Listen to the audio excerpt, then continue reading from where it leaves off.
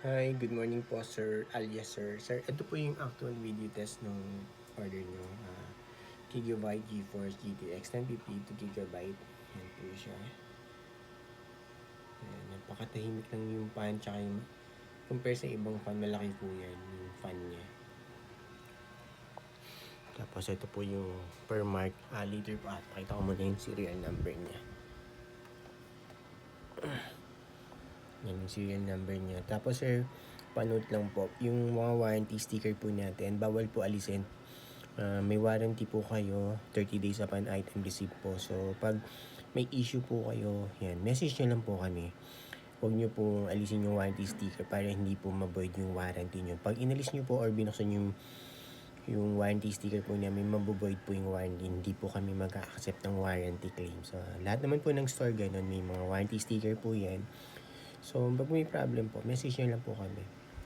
Yan, pag may issue naman po talaga, papalitan po namin yan. Basta lang po, intact yung warranty sticker. Okay, sir? Yan, yung serial number niya.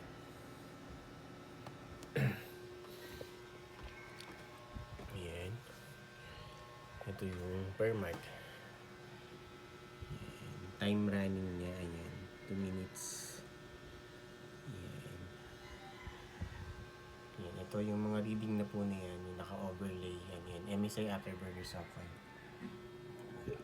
Tapos yung graph. Ayan, kita niyo po, straight lang yung graph niya, sir. Ayan. Yan po yung buong screen, sir. Alias, sir, wala pong kahit na anong issue, walang random restart or random shutdown, walang hang entries, wala din pong BSOD at carvis display na lumalabas. Napaka-smooth and stable lang po niya, sir. Guaranteed yan namin sa inyo, wala kayong magiging problema. Kung may problem po, message niyo lang kami. Yan, time check po ulit, na-run siya. Yan, 3 minutes na. Stable lang po yun, sir. Yung fan, napakatahimik lang. Sir, explain ko lang yung pan nito. Ano po to? Smart pan siya. Kay 1050 lang siya. Smart pan po siya. Pag internet browsing lang kayo, YouTube, yan, research, Facebook, yung pan niya naka-idle. Pag ganun lang, naka-stop siya. So, normal lang po yan. Pero pag nag-gaming na po kayo ulit, yan, nag-benchmark or nag-render kayo ng mga video, basta kayo ano po na kailangan ng GPU power, ikot po yung fan niya. Smart fan po yung tawag nila doon. Okay. Baka kasi magtaka kayo, ba't hindi umiikot yung fan? Yung pala, features niya po yun. Okay? Okay, yun lang po. Yan. Isakto na natin 4 minutes na running yung per mark para sure po talaga kayo na walang kahit na anong issue. Yan. Okay po, sir. Close ko na po itong per mark. Yan. Yan po yung GPU-Z. Full details and specs po natin sa GPU-Z. Yan. Sensor. Yan, lahat naman po may reading hanggang baba. Alright. Tapos ito yung benchmark, yung ginamit natin. Yan. Tapos ito yung MSI Afterburner software. Yan, para makita nyo rin po kung anong nare-read ng bawat software. So, yan. Legit po yan. GeForce GTX 1050. Walang hocus-pocus po yan. Iba-ibang software, isa lang po nagdalagan. Tapos yung naka-overlay na yan. Ano yun? MSI Afterburner po yun. Close natin ito. Ayan, nawala po. Okay. Tapos ano pa? Driver check. Ayan, right-click lang po sa desktop. Ayan, napaka-importante po. Naka-install yung driver natin. Ayan, yung fan niya. Ayan, nag-stop na. Kasi hindi tayo nag-gaming or ano. So, normal lang po yan eh.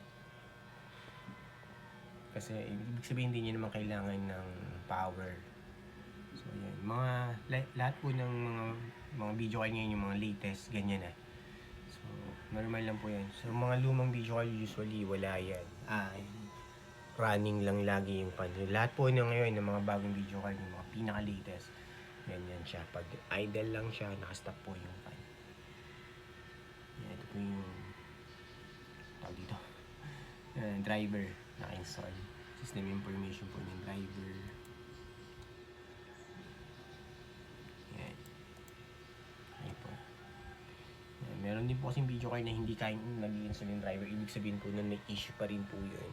Importante nakita nyo. Naka-install po yung driver. Pag hindi po nag-install yung driver ng video card, may sira po yun. Importante po naka-install siya. Alright, tapos open po ako Google Chrome for time and date checking naman para alam nyo real time. Kaya alam po namin nire-record tong video test before po namin issue pa.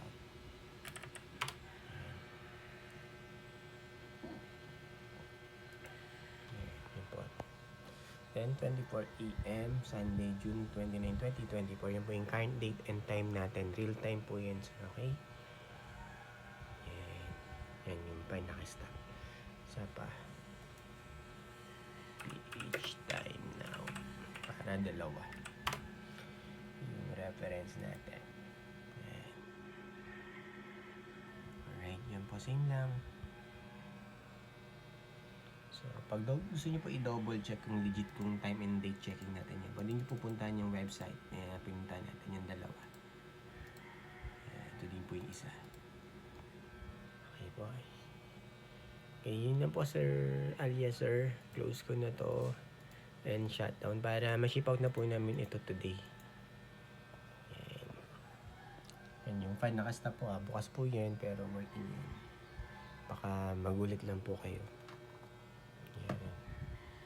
So, sir, yan, power supply, wala naman po akong recommend kahit minimum 550 watts goods na po yan. Alright. Hindi rin po siya need ng 16 power connector. So, napaka-efficient po niya, power efficient. Isa pa, pakita ko lang po ulit sir yung serial number niya. Yan. Yung warranty sticker po naman yung dalawa. Hindi isa. Ayan ba? Basta po may issue, message nyo lang po kami. Huwag nyo po alisin yung yung warranty sticker para hindi po ma-void yung warranty nyo. Ayan. Okay? Para may peace of mind po kayo. Kasi pag inalis nyo yung warranty sticker, hindi rin po namin yan maibabalik sa supplier po natin. Ayun lang po sir. Thank you po sir alias sir sa tiwala. Bye!